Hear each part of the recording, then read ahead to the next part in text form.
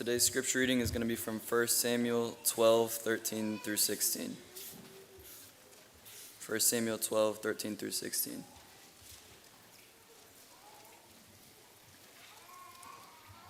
And now behold the king whom you have chosen, for whom you have asked. Behold, the Lord has set a king over you. If you will fear the Lord and serve him and obey his voice and not rebel against the commandment of the Lord, and if both you and the king who reigns over you will follow the Lord your God, it will do well. But if you will not obey the voice of the Lord, but rebel against the commandment of the Lord, then the hand of the Lord will be against you and your king. Now therefore stand still and see this great thing that the Lord will do before your eyes.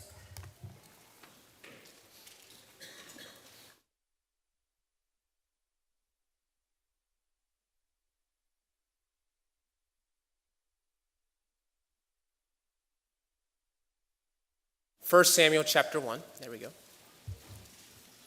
That's where we will be studying this morning. I'm sorry I don't have any PowerPoint slides this morning. I think I got traumatized by all the typing. We are really going to have to follow along this morning. And while you're doing that, I want to share about a check-in I had with myself recently. Recently, I've been wondering about my attitude regarding worship service. Am I engaged in worship? Do I care about what's happening? Am I taking it seriously? I think on mornings like today, where we've had such thoughtful prayers, and Lord's Supper talk by Ross, and encouraging songs, I think an easy answer to those questions is yes, absolutely. Yeah, it's easy to be engaged. But for all the other services that go here, can I say that of myself? And I think some of these questions, for me, stem from the challenge of having to translate a large percentage of these services. If you don't know, JP and I take turns translating in the back. And so literally words go in one ear and out the other, or out the microphone. So it is hard sometimes to be engaged. But I've also had the same concerns when I'm sitting out here in the audience and I don't have anything on my mind and I have the luxury of being able to focus completely on what's going on here. And I still have to ask myself the question, am I present? Do I appreciate the opportunity to worship with my brethren, to sit down and look out over the crowd and hear everybody singing? I know I'm not the only one who's asked themselves that question, and if you haven't yet, you will. And I would suggest that you pause at some moment to consider, what am I doing here? What are you doing here this morning? Some of you may have been dragged here by your parents and you'd rather be sleeping. Some of you may be curious, you've seen the sign out on the road and you're wondering what's going on in here. Some of you may be here because that's just what we always do. And I was raised that way and probably going to die doing the same thing. It's nothing else I would do on a Sunday morning than come to services. Unfortunately, as I begin to ask myself these questions, I feel my entire spiritual identity begin to unravel a little bit. Because if I'm not present here, and I'm worried about my engagement here at services, then what does that say about my life outside of services? And you start to go deeper down that path. Okay, well, am I engaged in service to God outside of services? Do I think about him? Does his word fill me outside of services? And as we go down that path, the answer oftentimes is no. When we find ourselves facing these challenging, these convicting questions, what should we do? And assuming we want to change, what do we do to turn things around? Well, if we're going to recalibrate ourselves on any matter, we have to ask ourselves a few questions. And so if we want to become more devoted Christians, we should ask, what does true devotion look like? That's going to be the central question of today's lesson. What does true devotion look like? And I believe 1 Samuel chapters 1 through 4 present a fantastic answer to this question by detailing the lives of two families, their devotion to God, and the legacies they leave behind. And what we're going to do is we're going to read through certain sections of these chapters. We're going to summarize some others. And what we're going to do is we're going to identify 4 different archetypes, which is just a fancy literary term for a character that represents a fundamental idea, an archetype. We're going to identify 4 of them. I'm going to give them to you here up front. You're going to have the devoted parent, the devoted child, the negligent parent, and the indulgent children. And I think by looking at these archetypes, we can answer the question, what does true devotion look like? So to give you some context on 1 Samuel, 1 Samuel begins with the birth and early life of Samuel, the final judge of Israel. And it's going to later transition on in the book to then focus on Saul and his reign. And then the final third of the book is going to focus on David coming into power. And so while the focus of the book shifts pretty quickly away from Samuel, around chapter 4 or 5 or so, he's going to continue to play a very critical role in Israelite history. He's going to be God's instrument for justice and for righteousness throughout the entire book. But of course, the story of Samuel doesn't really begin with Samuel. It actually begins with the well-known story of Hannah in chapter 1. So verses 1 through 8 set up the context for Hannah's life. She is one of Elkanah's 2 wives, the other being Peninnah. And these verses establish a major conflict. Peninnah bears children, Hannah does not. Hannah is barren. And moreover, Peninnah uses this as leverage to irritate her. So in spite of her barrenness, Elkanah cares deeply for Hannah. You might even say he favors her. And I think that's clearly indicated in verse 5, where Elkanah gives Hannah a double portion of the peace offering that he sacrificed every year at Shiloh, which is where the tent of meeting and the Ark of the Covenant was located. So with these peace offerings, a portion was given, to the priest, and then there's portions given to those who brought the sacrifice. And so Hannah receives this double portion. But much to Elkanah's concern, Hannah is deeply burdened by her rival's ridicule. And we have to pause for a moment and recognize the importance of bearing children in this time. For Elkanah, having children means passing on an inheritance, passing on the family name, the family honor. And so for Hannah, bearing children is a source of honor for her as a wife. And some commentators even suggest that Hannah might have been the first wife, since she's mentioned first, and that Elkanah probably takes Peninnah as a secondary wife to kind of carry on or maintain this lineage. But whatever the reality of the marriage is, it's clear that Hannah suffers from her inability to have children, despite having her husband's affection. So we're going to start reading in verse 9. 1 Samuel 1, starting in verse 9. After they had eaten and drunk in Shiloh, Hannah rose. Now Eli the priest was sitting on the seat beside the doorpost of the temple of the Lord. She was deeply distressed and prayed to the Lord and wept bitterly. And she vowed a vow and said, O Lord of hosts, if you will indeed look on the affliction of your servant and remember me and not forget your servant, but will give to your servant a son, then I will give to him to the Lord all the days of his life, and no razor shall touch his head. And she continued praying before the Lord. Eli observed her mouth. Hannah was speaking in her heart. Only her lips moved, and her voice was not heard. Therefore, Eli took her to be a drunken woman. And Eli said to her, How long will you go on being drunk? Put your wine away from you. But Hannah answered, No, my Lord. I am a woman troubled in spirit. I have drunk neither wine nor strong drink, but I have been pouring out my soul before the Lord. Do not regard your servant as a worthless woman, for all along I have been speaking out of my great anxiety and vexation. Then Eli answered, Go in peace, and the God of Israel grant your petition that you have made to him. And she said, Let your servant find favor in your eyes. Then the woman went her way and ate, and her face was no longer sad. With no relief in sight to this suffering that she faces, Hannah turns to the Lord in prayer. At Shiloh, she promises two things. Lord, if you give me a son, this is what I'm going to do. I'm going to dedicate him to you, to the service of you, for the rest of your life. Now, that promise alone sounds maybe a little bit drastic or a bit rare. But according to a note in my Bible, Leviticus 27 outlines that there was a precedent, in fact, of vowing people to service in the temple or the tabernacle. But it also detailed how these people would be redeemed from that service for a price, depending on the age when they were dedicated. But it's clear from Hannah's vow, she has no intention of redeeming him for life. Not for 10 years, not for 20 years, for life.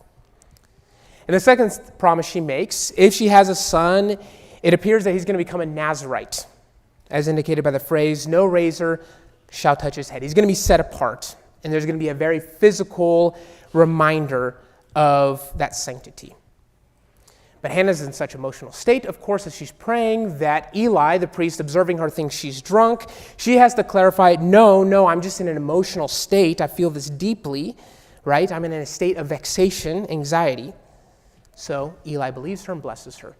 But perhaps, at least for me, the most impressive detail of this entire section, verse 18, then the woman went away and ate, and her face was no longer sad. Right off the bat, the detail gives us an enormous insight into her faith.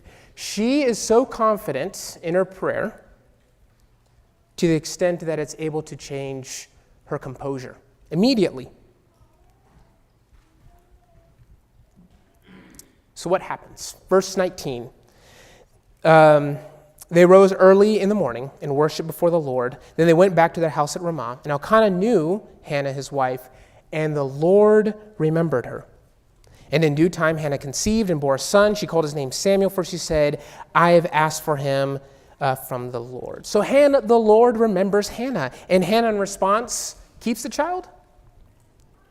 She weans the child first, brings him to Shiloh along with a 3-year-old bull, an ephah of flour, a skin of wine, which was evidently a generous sacrifice at the time, and presents the boy to Eli, acknowledges that God answered her prayer through Samuel, and officially dedicates him to service for life. And so that takes us to chapter 2, which we're not going to read in its entirety. But you'll probably have a heading in your Bible that says something along the lines of Hannah's prayer or Hannah's song. And it details Hannah's response to God answering her prayer. And it's a prayer that describes a God who is powerful to overthrow human adversaries, a God who's faithful to the helpless, a position he certainly would have empathized with. And notably, she doesn't refer to herself at all through the dialogue, with the exception of verse 1. That alone, perhaps, is a good indicator of her devotion to praising God. So Hannah, then, is the first archetype in this story, the devoted parent. Hannah knew God's power. More importantly, she knew God. And Hannah's prayer is so important to this story, not simply because it's some kind of poetic or beautiful break from the prose of the story. More importantly, it shows us her worldview, what she does believe about the world, what she believes about God. And those things are going to enable her to fully trust in God. And what are those things? The Lord is holy, verse 2. The Lord is a God of knowledge who silences the proud, verse 3. The Lord can kill, but the Lord can also bring to life, verse 6. The Lord makes the poor, but the Lord also makes the rich, verse 7. The Lord guards the faithful and defeats his opponents, verses 9 and 10. The Lord is judge over all, verse 10. That is the God Hannah knew.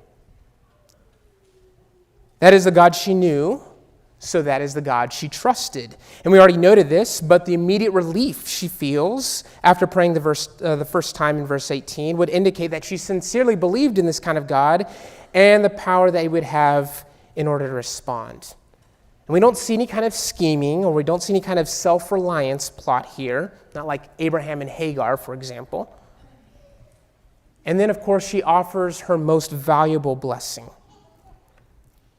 Hannah's commitment of Samuel is commendable on its own, but even more so when we realize that Samuel is her firstborn and only son, which, may I remind you, is a culturally significant position. If I have one thing of something that I've wanted for a long time, I don't give it away. I do everything in my power to hang on to that because we want to maximize our time with that blessing. And in my mind, this similar commitment, or this is the kind of commitment that was asked of Abraham to offer up his firstborn Isaac, his only son, a son of miraculous birth, to God. But Hannah saw God as the only logical source of help and comfort when he answered, and so she felt indebted to him. Devoted parents, or the devoted parent, knows the Lord, trusts in God's provision, and offers their best, including their children, to the Lord. If Hannah was the faithful, guarded by the Lord, well, then the next verses are going to aptly describe those who directly oppose him. Go down to chapter 2, verse 12. 1 Samuel chapter 2, verse 12. Now the sons of Eli were worthless men. They did not know the Lord. The custom of the priests with the people was that when any man offered sacrifice, the priest servant would come while the meat was boiling with a three-pronged fork in his hand, and he would thrust it into the pan or kettle or cauldron or pot. All that the fork brought up, the priest would take for himself. This is what they did at Shiloh to all the priests who came here.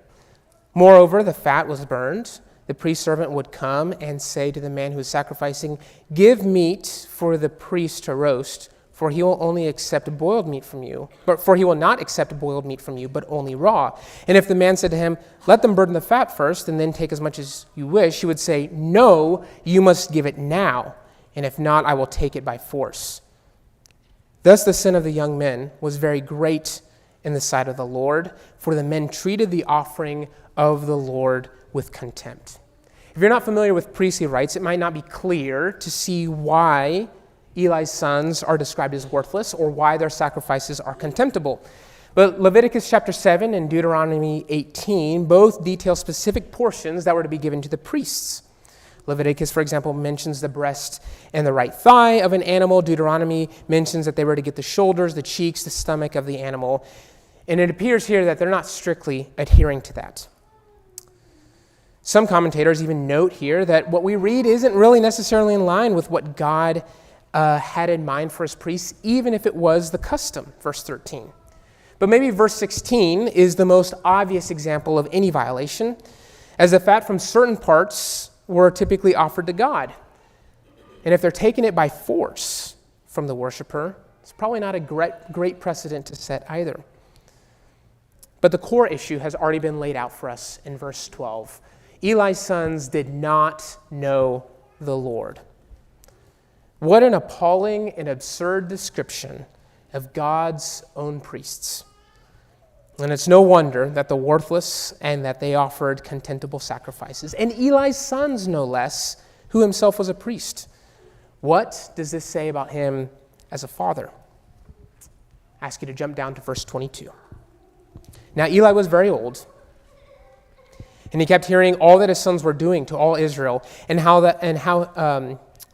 his sons lay with the women who were serving at the entrance of the tent of meeting. And he said to them, "Why do you do such things? For I hear of your evil dealings from all these people. No, my sons, it is no good report that I hear the people of the Lord spreading abroad. If someone sins against a man, God will mediate for him. But if someone sins against the Lord, who can intercede for him?" But they would not listen to the voice of their father, for it was the will of the Lord to put them to death. Now the boy Samuel continued to grow both in stature and favor with the Lord and also with man. So God decides to confront Eli directly. There came a man of God to Eli and said to him, "Thus says the Lord, did I indeed reveal myself to the house of your father when they were in Egypt, subject to the house of Pharaoh? Did I choose him out of all the tribes of Israel to be my priest," referring to Aaron, "to go up to my altar, to burn incense, to wear an ephod before me?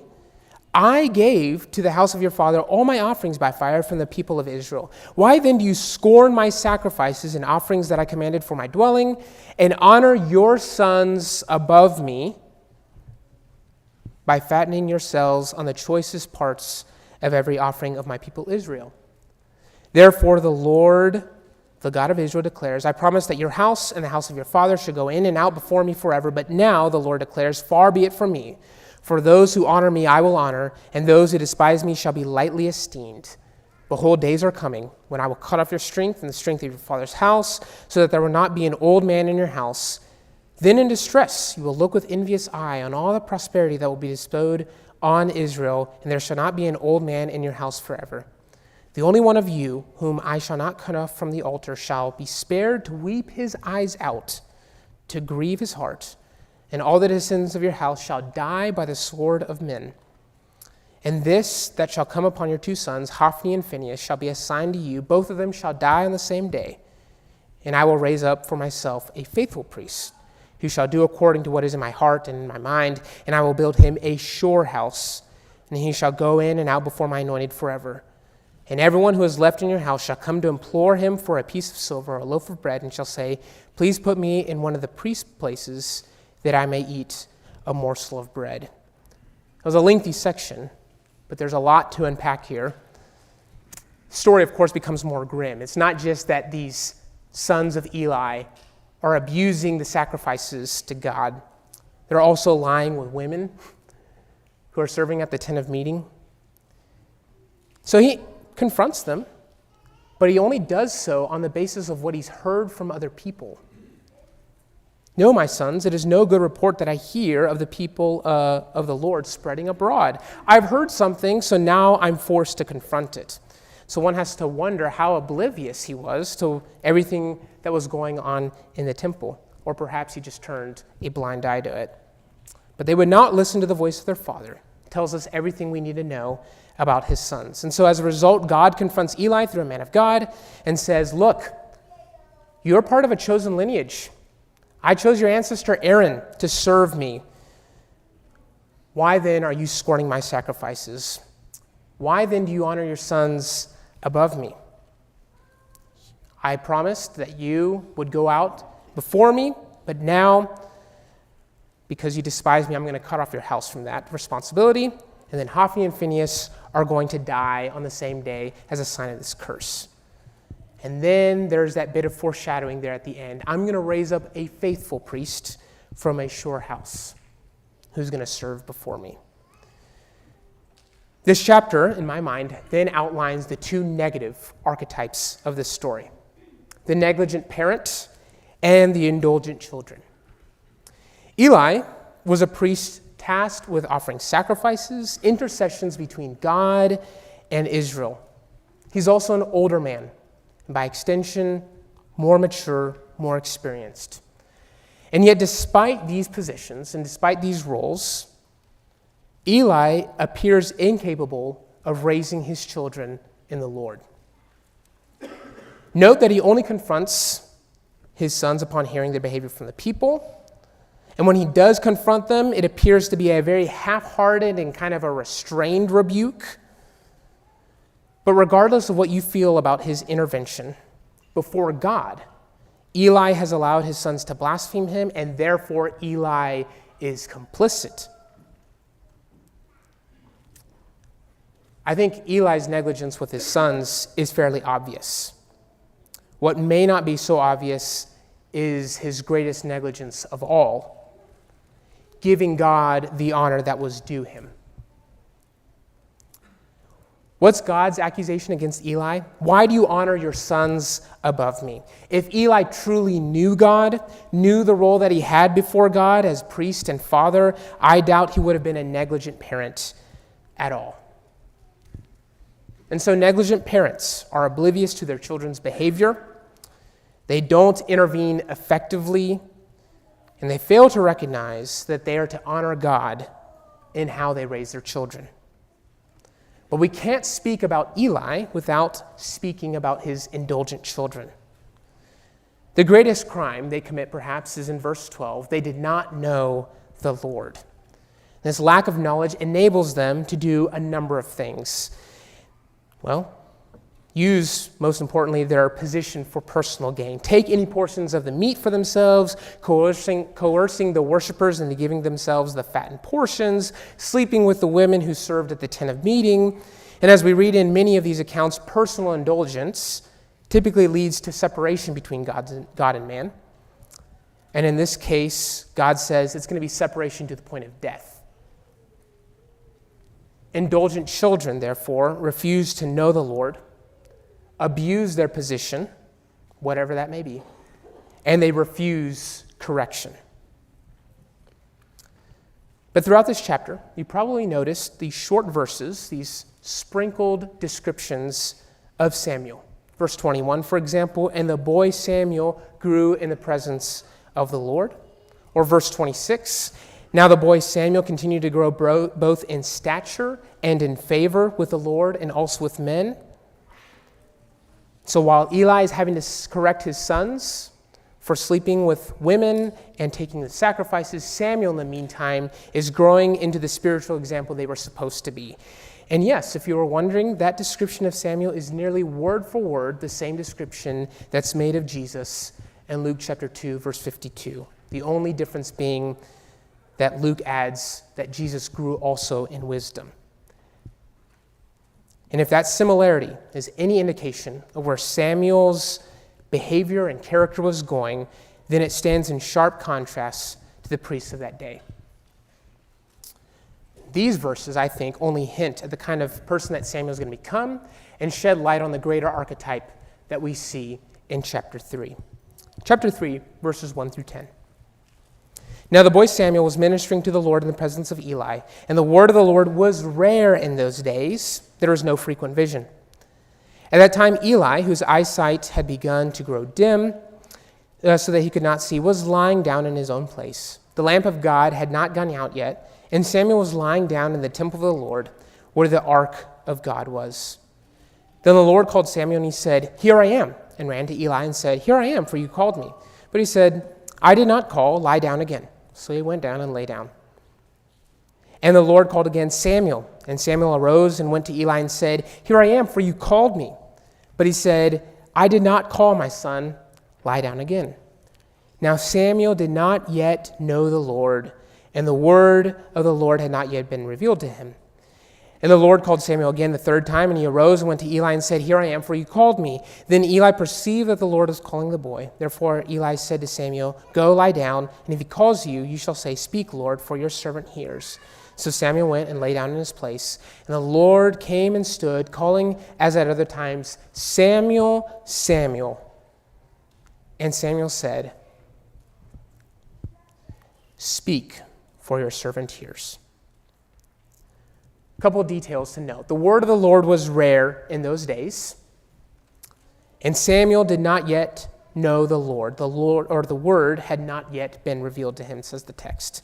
So this first verse establishes a baseline in the communication between God and man, and it's only going to highlight Samuel's future importance as prophet of God. And we can also take this to understand that Samuel had not yet formed a relationship with God. And that's why this curious event is so important. It's such an important transition in his spiritual life. The rest of the chapter is then going to outline a conversation between God and Samuel. And God is essentially going to reiterate to Samuel what he already told Eli. Eli's sons have blasphemed God. Eli did not restrain them. And so as a result, the iniquity of Eli's house will not be atoned by sacrifice forever. They're going to die.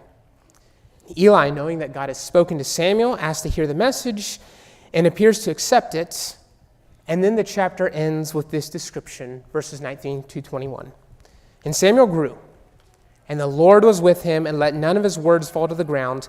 And all Israel, from Dan to Beersheba, knew that Samuel was established as a prophet of the Lord. And the Lord appeared again at Shiloh, for the Lord revealed himself to Samuel at Shiloh by the word of the Lord. Which brings us to our fourth archetype, the devoted child. Samuel's response to God's vision in chapter 3, verse 10 could really serve as the entire lesson.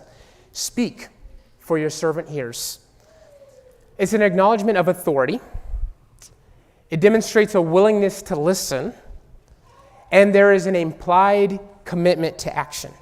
A faithful servant, after all, who hears their master is bound to carry out the command, which Samuel ultimately does in verse 18. So Samuel told Eli everything and hid nothing from him. And then, as we've already noted earlier in the text, Samuel grew and ministered and acted and lived in the presence of the Lord. And that's emphasized by the final passages of chapter 3. Samuel's conduct resulted in a relationship with God. And so devoted children live in the presence of the Lord, are eager to listen, and are willing to do his will.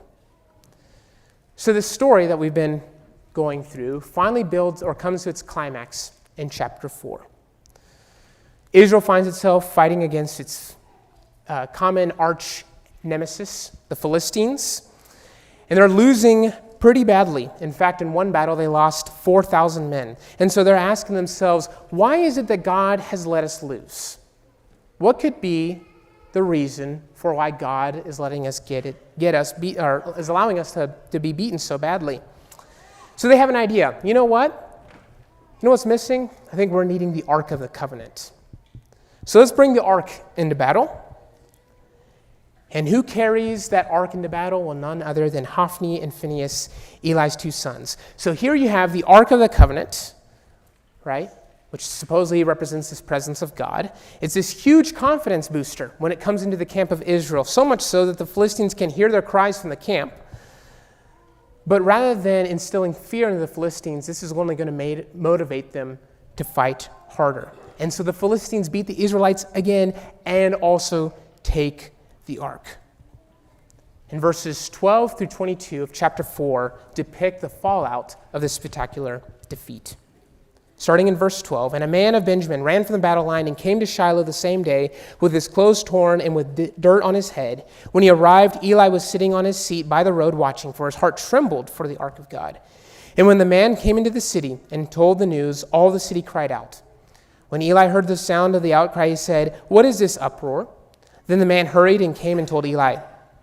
Now Eli was 98 years old, and his eyes were set so that he could not see. And the man said to Eli, "I am he who has come from the battle. I fled from the battle today." And he said, "How did it go, my son?" He who brought the news answered and said, "Israel has fled before the Philistines, and there has also been a great defeat among the people. Your two sons also, Hophni and Phinehas, are dead. And the ark of God has been captured." And as soon as he mentioned the ark of God, Eli fell over backward from his seat by the side of the gate, and his neck was broken, and he died, for he was an old man and heavy. He had judged Israel 40 years. Now his daughter-in-law, the wife of Phinehas, was pregnant, about to give birth. And when she heard the news that the ark of God was captured and that her father-in-law and her husband were dead, she bowed and gave birth, for her pains came upon her. And about the time of her death, the women attending to her said, "Do not be afraid, for you have borne a son." But she did not answer or pay attention. And she named the child Ichabod, saying, "The glory has departed from Israel," because the ark of God had been captured, and because of her father-in-law and her husband. And she said, "The glory has departed from Israel, for the ark of God has been captured." Apart from just providing a conclusion to this story, I think these verses probably solidify the most important aspect of devotion there is. We had connected earlier that Samuel's devotion had something to do with the fact that he lived in God's presence. Samuel's devotion, God's presence in his life. On the other hand, we see here that Hophni and Phinehas are carrying the ark as good priests, but they're not carrying God's approval. So in other words, they had the right appearance, they had the right title, they had the right role, but their lack of devotion meant that their actions were just empty gestures. The end of Eli, Hophni, and Phinehas is physical death and separation from God. And that's the risk of being indulgent children. We're so used to relying on ourselves, we don't think to consult God about our plans, and so instead we rely on our empty ideas and vain identities to kind of back our ventures, and those are doomed to fail. And so if the lack of devotion results in the lack of God's presence, I would suggest that the inverse is true as well. What does true devotion look like? It looks like a life lived in communion with God. A life that knows its place before God. A life where God's glory is evident. I know what true devotion looks like. How do I become truly devoted? Would be the next logical question. And as my wife has reminded me several times as I prepared for this lesson, devotion is just a byproduct of something else. We can't become devoted without having something else in place first. And we could certainly try to emulate all the positive archetypes we outlined in this lesson, the devoted parent, the devoted child. But is there a simpler idea that encapsulates everything we need to know? It's just one thing that could really summarize it all for us. We're going to turn to our final passage of the morning, 1 Samuel chapter 12. 1 Samuel chapter 12, which is what we read before the sermon this morning. As you're turning there, I'll give you some context on this. Samuel would ultimately become Israel's last judge, working hard to turn the people back to God during a difficult transition period in its government. Much to Samuel's frustration, the people clamor for a physical king, someone who could defend them, lead them into battle. God simply wasn't cutting it, so God relents and uses Samuel to anoint Saul as Israel's first king. And in 1 Samuel chapter 12, Samuel gives a farewell address, not because he's dying, but because Saul is going to now take on this role as national leader.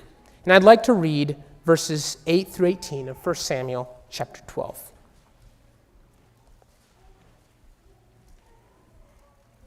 When Jacob went into Egypt and the Egyptians oppressed them, then your fathers cried out to the Lord, and the Lord sent Moses and Aaron, who brought your fathers out of Egypt and made them dwell in this place. But they forgot the Lord their God, and he sold them into the hand of Sisera, commander of the army of Hazor, and into the hand of the Philistines, and into the hand of the king of Moab. And they fought against them. And they cried out to the Lord and said, "We have sinned, because we have forsaken the Lord and have served the Baals and the Ashtaroth. But now deliver us out of the hand of our enemies, that we may serve you." And the Lord sent Jerubbaal and Barak and Jephthah and Samuel and delivered you out of the hand of your enemies on every side, and you lived in safety. And when he saw that Nahash, the king of the Ammonites, came against you, he said to me, "No, but a king shall reign over us, when the Lord your God was your king. And now behold the king whom you have chosen, for whom you have asked, behold, the Lord has set a king over you. If you will fear the Lord and serve him and obey his voice and not rebel against the commandment of the Lord, and if both you and the king who reigns over you will follow the Lord your God, it will be well. But if you will not obey the voice of the Lord, but rebel against the commandment of the Lord, then the hand of the Lord will be against you and your king. Now therefore stand still and see this great thing the Lord will do before your eyes. Is it not wheat harvest today? I will call upon the Lord that he may send thunder and rain, and you shall know and see that your wickedness is great, which you have done in the sight of the Lord, in asking for yourselves a king." So Samuel called upon the Lord, and the Lord sent thunder and rain that day, and all the people greatly feared the Lord, greatly feared Samuel. Samuel provides this condensed history. God has always been there for you. He's always delivered you, always rescued you. But it's going to culminate with this command in verse 16. Stand still and see this great thing that the Lord will do before your eyes. Almost as if saying, if you don't believe God's power then, and don't believe of God's power and all of your history, believe it now. And verse 18 captures the appropriate response to God's power and authority. They feared the Lord. And I believe Samuel's command is true then as it's true now. How do I become truly devoted? Stand still and see God for who he truly is. Stand still and see what God has done, what God is doing, what God will do. Hannah knew God's care, even under great personal crisis. Samuel knew God's voice, even in a corrupt environment. So I think the applications from this story are pretty self-evident. I won't belabor them too much. To the parents, I think I can state the obvious here. Your devotion to the Lord begins with you. And to a degree, it depends on you. God accused Eli of being complicit because he didn't restrain them. And mind you, they were adult children at that as well, which is also a very interesting consideration. Hannah's example, therefore, presents a radical solution. Know your child belongs to the Lord first. Perhaps you've been in a coffee shop and someone gets up from the table to use the bathroom and they ask you, hey, can you watch my computer here for a second? What's your reaction to that? I'm not looking anywhere else. I'm locked in on that computer. I'm not letting anybody else take it. I'm willing to give down my life for this person's computer because it's been entrusted to me, right? And there's something about a borrowed thing or something that's been entrusted to you that invokes a sense of responsibility that our own property does not. I can treat my computer however I want to. Somebody else's computer, I'm not letting anybody else touch that, right? We know that with things. Perhaps that's the kind of care that will help the Christian parent raise their child in the nurture and admonition of the Lord. Choose devotion over negligence. And children, specifically those in high school and in college, don't be fooled into thinking that your status, whether that's the child of an elder, the child of a preacher, school donor, popular Christian, for lack of a better term, takes the place of your personal devotion to God. God calls you, like he called Samuel, through his word, and it's up to you if you're going to answer, speak, your servant listens. Or if you choose the call and live a life where you don't know God, choose devotion over indulgence. So the only way we arrive at any response is if we stand still and see the power of God. And I encourage you to look beyond physical blessings. Personal examples are great reminders, but we should consider that God's power is not limited to a few special people. Consider his creation. Or even more so, consider his acts of power in the Bible. If the Philistines in chapter 4 could be moved by stories of God defeating the Egyptians, I think we can too. And after all, one story of God's power moves us all, each and every first day of the week. The death, the resurrection, the ascension of Jesus Christ. That act alone tells us we serve a God who should be feared, praised, and loved. We offer an invitation after every sermon, after every lesson. And I can think of no better invitation for this lesson than Samuel's own words, starting in verse 20. Yet do not turn aside from following the Lord, but serve the Lord with all your heart. And do not turn aside after empty things that cannot profit or deliver, for they are empty. For the Lord will not forsake his people, for his great name's sake, because it has pleased the Lord to make you a people for himself. Know the Lord. Serve him with all your heart. Don't be distracted by an empty world that offers nothing. Join a people for his name in baptism. Won't you do so now, as together we stand and sing the song of invitation?